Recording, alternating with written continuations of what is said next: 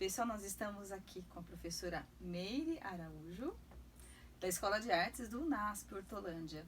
E vocês estão vendo que aqui na mesa a gente tem partes de um instrumento. Professora, você pode falar um pouquinho sobre esse instrumento? Sim!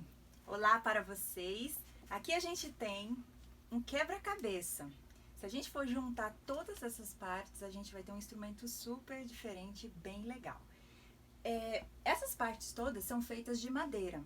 Então, a madeira, junto com esse material aqui de metal, né? E mais esse materialzinho aqui de madeira, né? Um bambuzinho, uma cana, eles produzem um som. Sem estarem juntos, a gente tem isso aqui, ó. Irritante, né? Um apito, Um né? apito. Mas se a gente juntá-los todos, a gente faz assim, ó. Trim. E a gente tem esse instrumentão aqui, ó. Esse instrumentão aqui chama clarinete. Ótimo. Bom, o clarinete é um instrumento de que família? É o instrumento da família das madeiras. Madeiras, se a gente olhar pelo corpo dele ser de madeira, já justifica. Mas esse não é o principal motivo dele estar nessa família. O principal motivo é a palheta, tá? Então, a palheta justifica ser o instrumento. Essa classificação. Essa classificação. Ótimo. Olha que legal. Acho que é uma informação nova para muita gente. E você pode tocar o clarinete sozinho e pode tocar em alguns grupos específicos. Você pode falar um pouquinho? O clarinete, por ele ser um instrumento bem versátil, ele se enquadra em várias formações. Então, desde uma orquestra sinfônica, uma banda sinfônica, a gente também pode encontrar ele na roda do choro, a gente pode encontrar ele também nos estilos de jazz, né? Que são estilos diferenciados, né? Que a gente pode ter.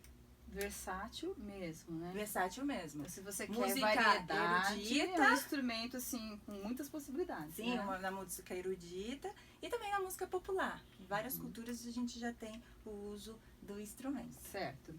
Agora, a partir de que idade já se recomenda estudar esse instrumento? Porque exige algumas coisas, né? O que você pode falar? Como mais é um sobre? instrumento de assoprar, então a gente normalmente vai precisar que a pessoa goste de assoprar.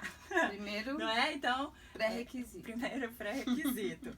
E o segundo pré-requisito que eu considero importante é se os dedinhos conseguirem fechar todos os buraquinhos, né? Então eu falo isso porque quando eu comecei a estudar o clarinete, eu tinha 9 anos. E os meus dedinhos não fechavam esses buraquinhos, porque eram muito magrinhos. Então, assim, se a pessoa gosta de assoprar e, né, ela tem uma mão que vai conseguir vedar esses buraquinhos, ó, porque a gente tem os buraquinhos, e se eles não forem bem fechadinhos, Tanto quando o você tamanho da assopra... mão, quanto assim, a força, né, que ela tem que ter pra estar... assim, tanto a força, a gente não faz força, a gente só veda mesmo. O que a gente precisa ter é ter uma mão que consiga fechar bem esses buraquinhos, e na hora que a gente for segurar o instrumento, a gente ter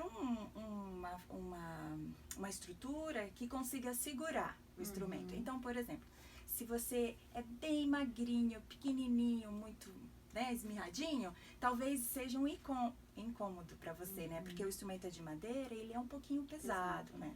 Segura. Né? Ele tem um peso. Tem um certo peso. Né? E essa coordenação, assoprar, articular os dedos.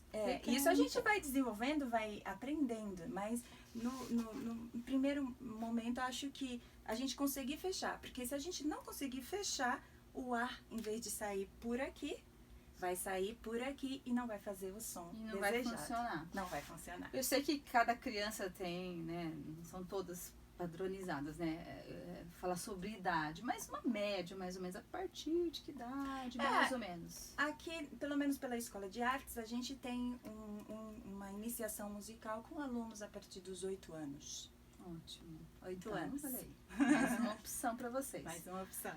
Professora, eu gostaria de ouvir uma música agora. Uma música? Então vamos lá. O clarinete tem sons bem graves e passa para os sons bem agudos também.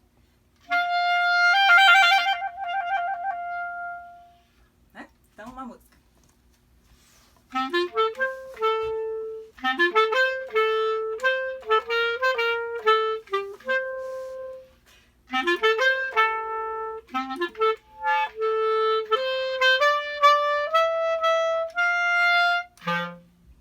Muito bem. Você vê que a gente ouviu no meio da música do Pica-Pau um guincho? Não sei se eu vou conseguir fazer agora. Tá vendo isso aqui? Esse guincho é Proposital. proposital no início, quando a gente começa a tocar o instrumento. A gente quer assoprar, quer fazer o som e ele guincha. Aham. Mas ele também faz parte do instrumento para que a gente consiga alguns efeitos, certo? Então o guincho é parte do instrumento para alguns momentos. São, E ele considera defeitos? não é um defeito Não, que eu coloco. efeito. Ah, efeito, sim. Sem o D. Efeito. Que pode se tornar um defeito no início quando a gente tá aprendendo. Porque a gente não tem o controle necessário da respiração, né? Do ajuste dos dedos. Certo. Então ele pode ser um defeito para muita gente. Mas ele é um efeito super legal que a gente pode aproveitar em um Sabendo recurso. usar, né? Sabendo usar. Uhum. Que ótimo. Então é isso. Muito obrigada. De nada. Eu acho que vai abrir mais possibilidades aí pro pessoal que está assistindo a gente conhecer um pouquinho mais sobre um instrumento super versátil, super interessante e com som super agradável, né? A gente ouve muito em desenhos, né? Sim. As crianças que assistem os desenhos aí já ouviram, mas não sabem o nome, né? Agora tá sabendo, é o clarinete. Clarinete. Tá joia. Até a próxima.